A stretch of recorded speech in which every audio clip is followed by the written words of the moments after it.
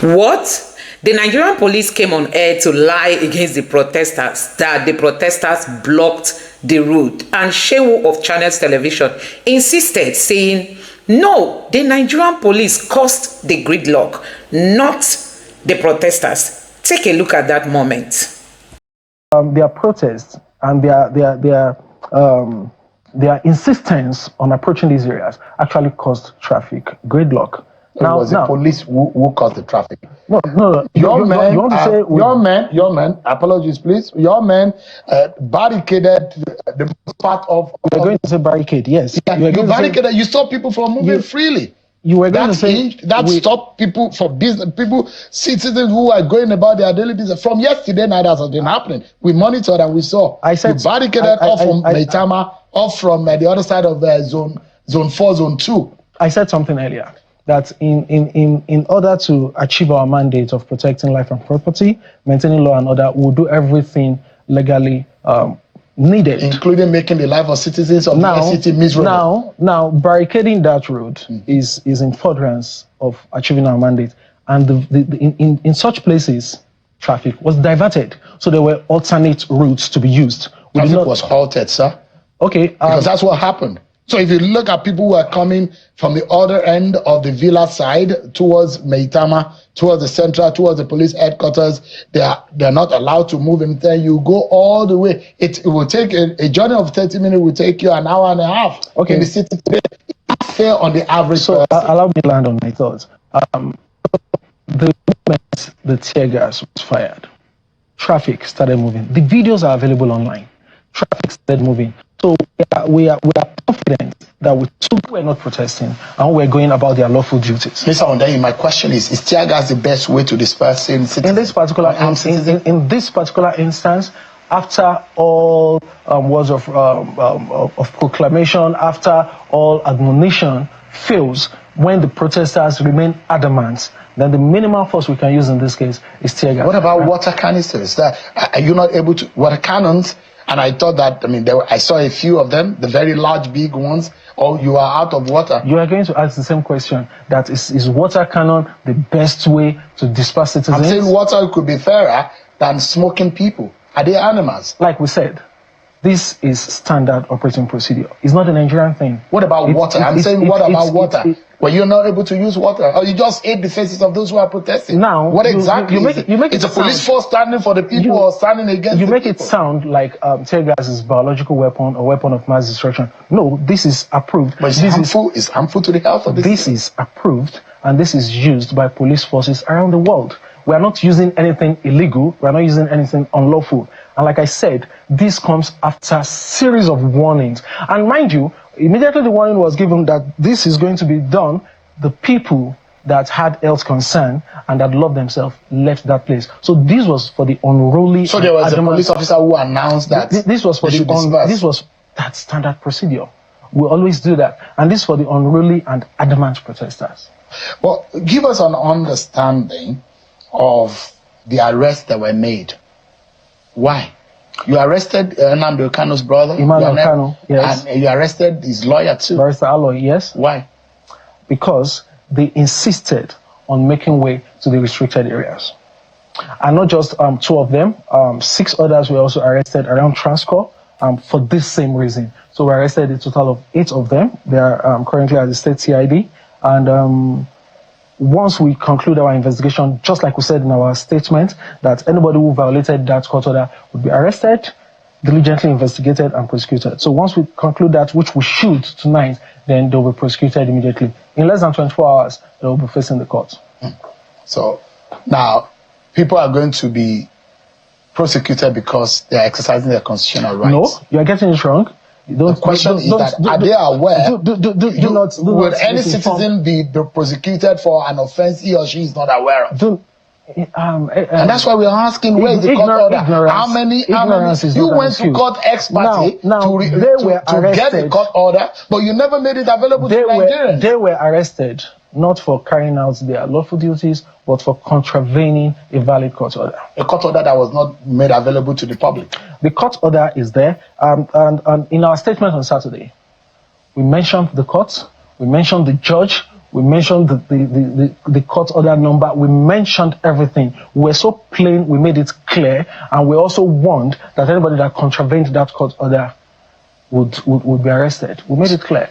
So, is the police aware of a possible optics of what happened today?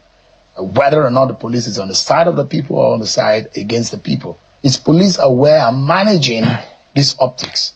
Well, I don't think it's as bad as you make it look. Is it me that make it look? No, as you're painting. I don't think it's as bad as you are painting. A couple of, in fact, do you know, this happened in Abuja, and one man carried a placard in Lagos, and a few people in Abia State, and that's all. No other states. So these people came out, and we tried our best. We managed the situation. I think we deserve commendation for this.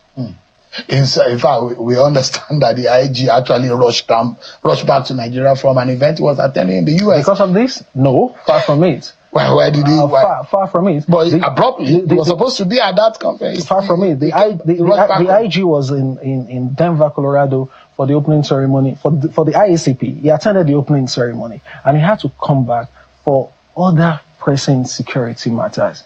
See, I'll tell you this. The IG has carefully selected sound officers, operationally sound officers to man strategic positions within the force, such that even if he's not in the country, if he's not around, the police will do what it's supposed to do to a very large extent. The IG does not micromanage people. And do not forget that his PhD thesis is in protest management. So he's an expert in this. There are standard operating procedures he has handed down to all his commissioners of police. So even if he's not in the country, things we move as they should. But he's back in the country, not for this, but for other pressing security concerns. But it's good that he's on ground so that he can say things for himself. Would it be about the coup? Did he rush now also because of the coup? Now, the defense headquarters has debunked that there was a coup, but that's ordinarily should be enough to make an IG come back to the country, to ensure that there is no anarchy, there is no breakdown of law and order, and there is absolute peace.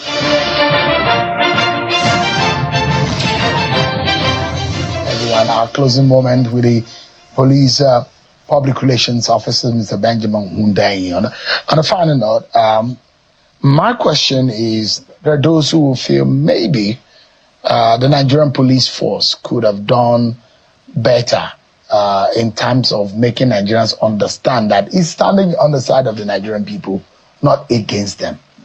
Yes, that actually was the opening statement, the first paragraph of the statement we issued 2 days ago. We made it clear that we are on the side of the people. We appreciate that they have the right to protest and go on peaceful procession. Mm-hmm. But be that as it may, we will not allow them, that's protesters, trample on the rights of freedom of movement of other Nigerians. So Nigerians know that, and I can assure you that many Nigerians have actually commended us for handling this well today. Is it not the role of the police to be able to help guide the traffic, in a way, because you cannot vitiate the right of constitutional right of a citizen based on a court order. A court order is lower in terms of the order in our laws to the constitutional right of a citizen. Now, let's set aside the court order. We have less than 100 people protesting, trying to block the road, and we have thousands, hundreds of thousands of other people who want to move, and they also have the right to move, and just a few people want to hold them to ransom. The question will be, where is the police? Why is the police allowing this to happen? And we went there, we showed up and made sure that there was freedom of movement. People were able to get to their destinations peacefully. That's simply what we did. Because some of the roads that you barricaded and blocked, there are hospitals there. Critical people who wanted to go to the hospital legitimately were bad. I hope you didn't get any reports that we stopped ambulance. I hope you didn't get that. No, there are people in their own vehicles who are not allowed to move past those areas. Like I said, the police did not block the road. Yes, we barricaded the road for security reasons, and alternate roads were made available. There were diversions. All right, Mr. Benjamin Hundeyi, did you get a court order specifically about this protest of today? Yes, we did. We got a court order specifically about this protest and restricting protests from certain areas like the Aso Villa, the Supreme Court, the National Assembly, Eagle Square, the Force Headquarters, and Shehu Shagari Way. And the court order says protesters should not are restricted from going to these areas. And as a law enforcement agency, we are duty bound to enforce that court order.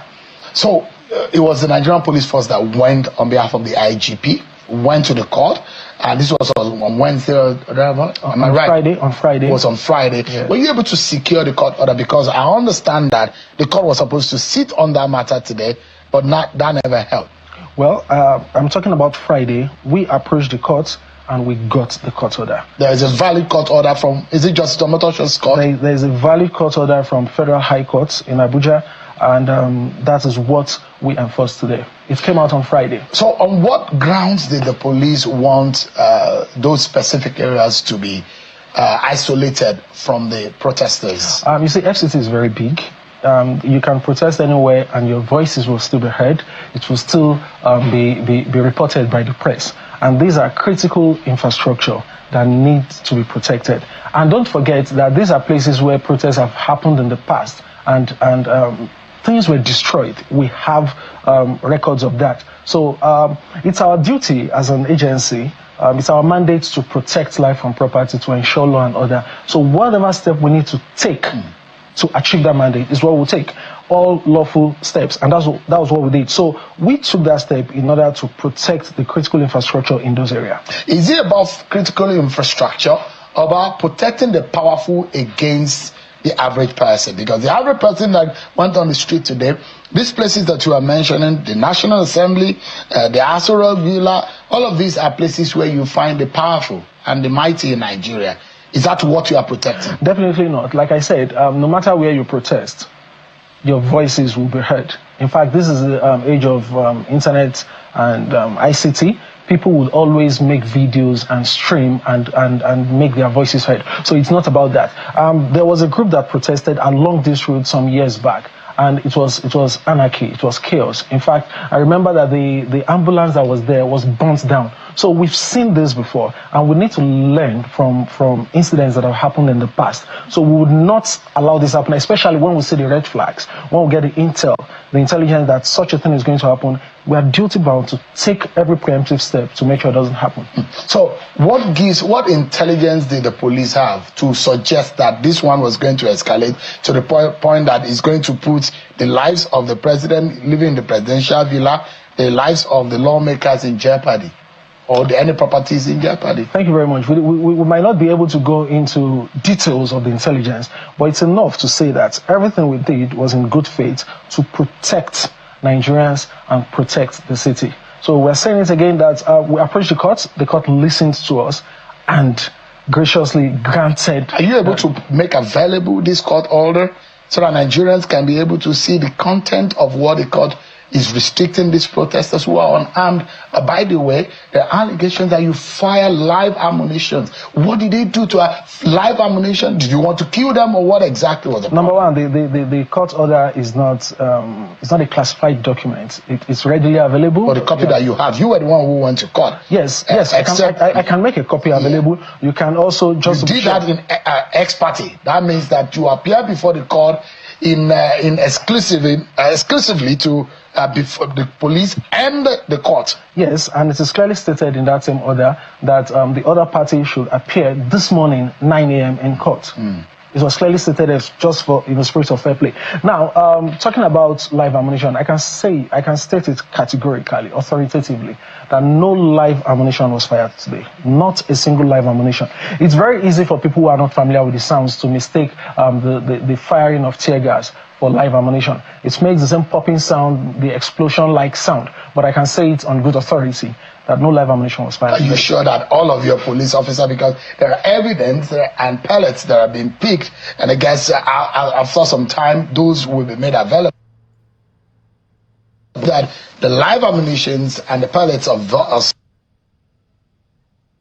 police were said to have been these demonstrators who are unarmed? Well, if you talk about tear gas canisters being picked on the floor, yes, I would agree. But I'm yet to see shots. But I'm also confirming again that there was no live ammunition. Gas fired at the protesters. Why? Oh, thank you very much. The court order stated it clearly that the protesters should not go anywhere around the areas I mentioned earlier. And these protesters made an approach. They wanted to go to these areas. And like I said, as a law enforcement agency,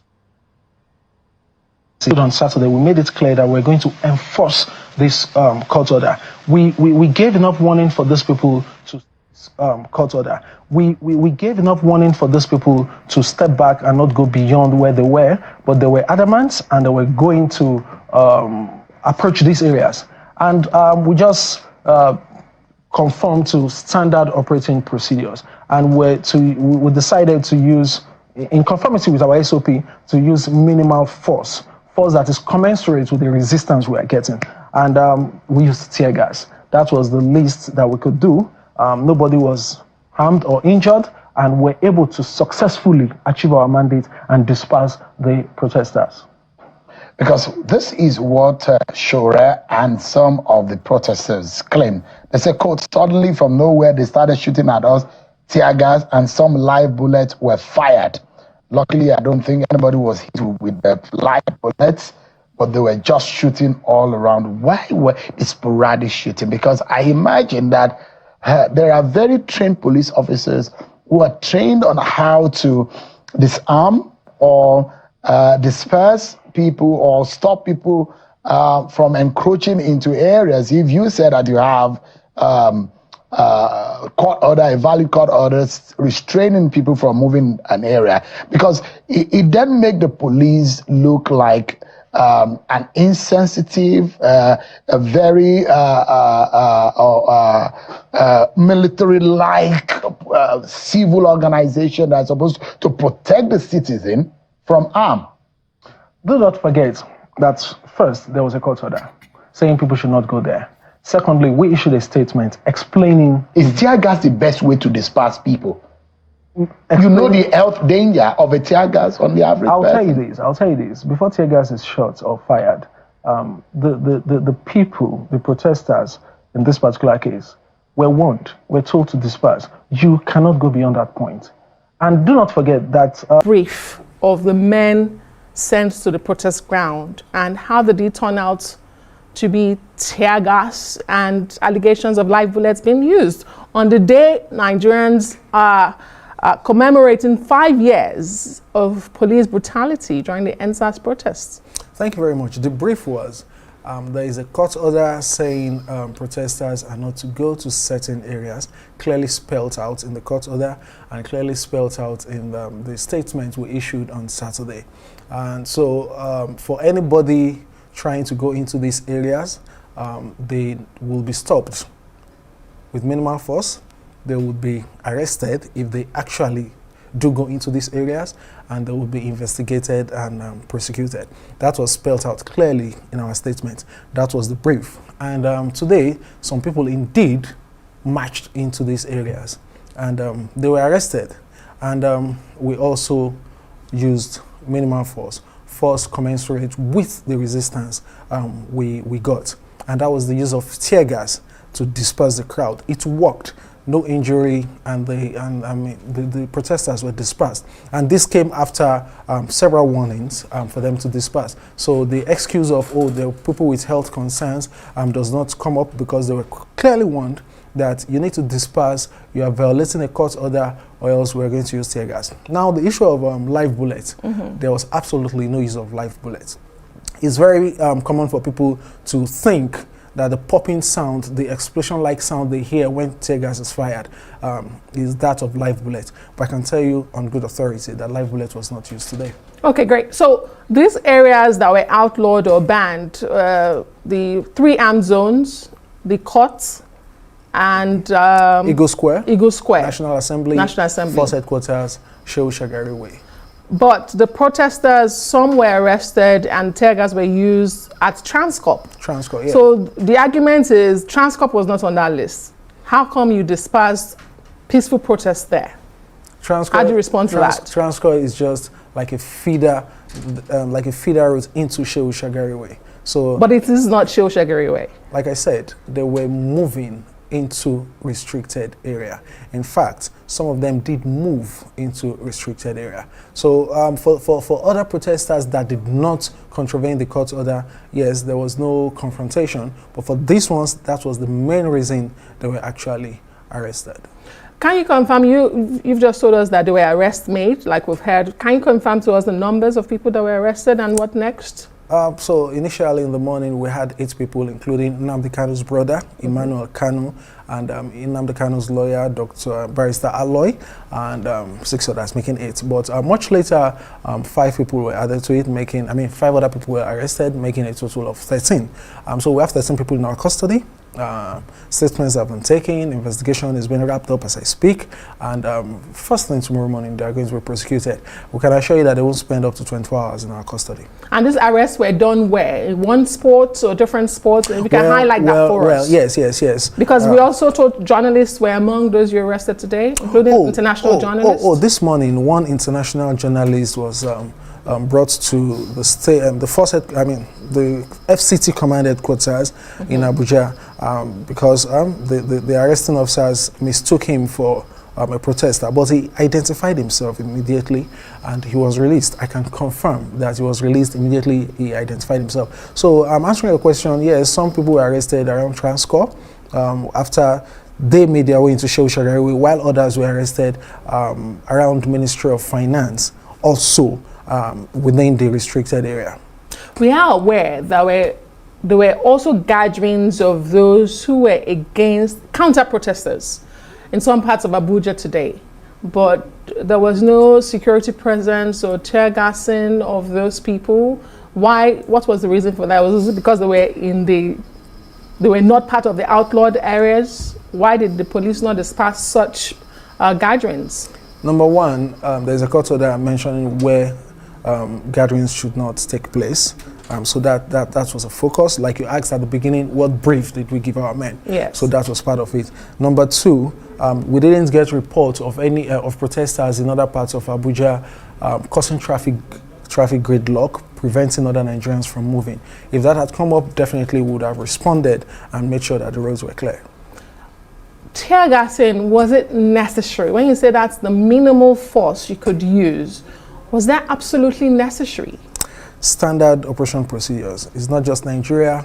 World over, police forces have tear gas, and if we give that warning to protesters not to go beyond certain areas, especially in this case as provided for by court order, and they decide to be confrontational, trust me, tear gas is way better, far better than using live bullets. Thankfully, we did not use any live bullet. So yes, if you ask me that if this situation presented itself tomorrow, would we use tear gas? Absolutely, we would, because that's the minimal force we could use in this instance. I had a lawyer just in that state before you came on, a senior advocate of Nigeria, and one of the questions he brought up in responding to my question was, you had an ex parte judgment. Was it served? Did you serve that to the protesters? I'd like to ask that. And two, just as I let you go, is the force concerned about the perception that when you have anti-government protests, regardless of court orders or not, it usually will end up in police brutality? Is that a concern for the Nigerian police force in the image? Well, it depends on the protesters. In this same country, we've had protests where everything went absolutely right. We've had protests where the police provided water and cookies to protesters and it went well. So it all depends on the protesters if they choose to be law-abiding or choose to be very unruly. The court order, the statements we issued on Saturday, we made it clear in that statement. We talked about the particular court, we talked about the judge, we talked about the number, the document number. We made everything clear. And this came out on Friday. In fact, on that order, it's also made it clear that the other party should be in court this morning by 9 a.m. So we hid nothing. We made everything clear. And we also made it clear to Nigerians that we're going to enforce that order.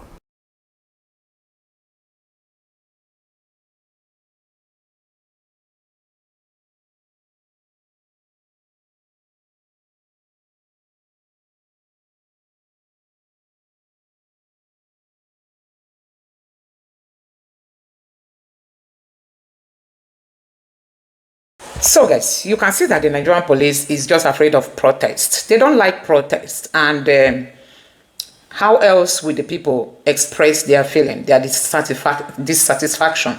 You can't protest, your vote can't count, then it means you have been shut down or shut up. You can't express yourself. Anyway, let's move away from the Nigerian police. There's this headline on the Twitter space I want you to take a look at. On the handle of Arise TV News, they posted that an obedient movement, obedient group in Anambra, led by Ikenna Zomchine, has endorsed Soludo for second time, citing integrity and performance. And one popular obedient has come out to refute this, saying, you see why it's good for obedient movement to have a structure. All manner of characters will use this movement to cash out. Peter Obi has endorsed one person, George Mogalo, in fact, donating to his campaign and following him everywhere to campaign everywhere. I think we will be seeing more of this if we can rally around the obedient structure led by Tanko. We will see more of this, and it doesn't help people. Just look at this headline. So guys, sometimes personally, I want to air my view. Obedient movement has not been properly managed, you know. Obedient movement has not been properly managed since the last election. I think we had the opportunity to have even won more people to the obedient group if the structure had been better structured. Now, we cannot leave everything for Peter Obi. Who are the ones close to him? Who are the ones making suggestions to him? Dr. Mudem, Dr. Tanko and the rest of the, Mr. Tanko and the rest of the. Can't we just ensure we have leaders at state levels, local government levels? I know it's easy to sell out, but let's have leadership. Let's see this obedient movement as a political party, even though we are not registered. Let's come together, have a constitution, have rules, have ways that we put people. I think this structure is bigger than we think, because just leaving it less structured or unstructured is even more riskier. You know, anybody can just wake up. Tomorrow night may hear that an obedient group has dumped Peter Obi. They now want to support Tinubu. You are going to be hearing all manner of things. So I think the earlier we start seeing obedient movement as a political party, even though we are not registered, the only thing left is registration, the better. Let's do it that way. Come up with a structure, because Peter Obi is a political party. Anybody in obedient is because you saw something in Peter Obi. So if you see something in Peter Obi today and tomorrow you want to support Tinubu, it means something is fundamentally wrong with you. So at state levels, let's try to vote and elect people to manage across, even in the diaspora. Let this thing be well structured. Let it be that we are having meetings like monthly, weekly. Let's have media platforms where we come out to issue some latest information and all that. We don't have YouTube. We don't have, at least we should be on YouTube criticizing the government. That's why we are called opposition. But none of this is there. And tomorrow we only end up seeing people saying they are now supporting an opposition to Peter Obi. So I think there are a lot to be done, you know. I'm not surprised seeing this, because there's no way we can remain without a leader, you know. Let's look for leaders. Aisha Yusufu is there. She can be managing Abuja branch, or she can be managing, let me say Abuja branch, or the northern branch, because she speaks Hausa fluently. Let's say for like Lagos, we have people who are diehard followers of Peter Obi. We can give them the obedient movement there to manage. You come to the southeast, let's look for somebody. You come to the south, you come to all the regions. Let's look for people who can say, okay, you are, even if it's not at state level, at regional levels. Just appoint people so that there will be a leadership in place. You can't just leave it unstructured. Look at, we are not making any meaningful impact. By now, we're supposed to be the kind of doing workshop, teaching people skills, doing some of the things. We are mostly youths. Why are we not maximizing this opportunity well? And just leave it for people to come and hijack, especially in Nigeria with the hunger in place. Anybody you give 1 million now is ready to sell cash out.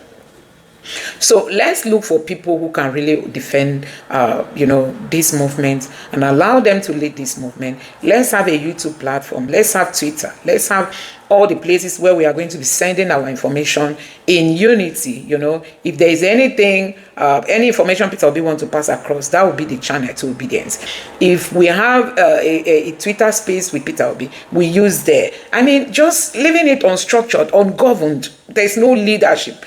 I don't really think it's helping. I know it's easy to sell out the leaders, but at the same time, staying without any structure is even worse. Now, if you don't know, the Tinubu's government is making serious inroads into places where on a normal day people will reject them, but because they have money, they are buying people's mind, they are going into campuses, they are going into churches. When Seun Tinubu said he wants to share Bible, is he not in church? He attended church. Some churches, many churches held like his birthday celebration.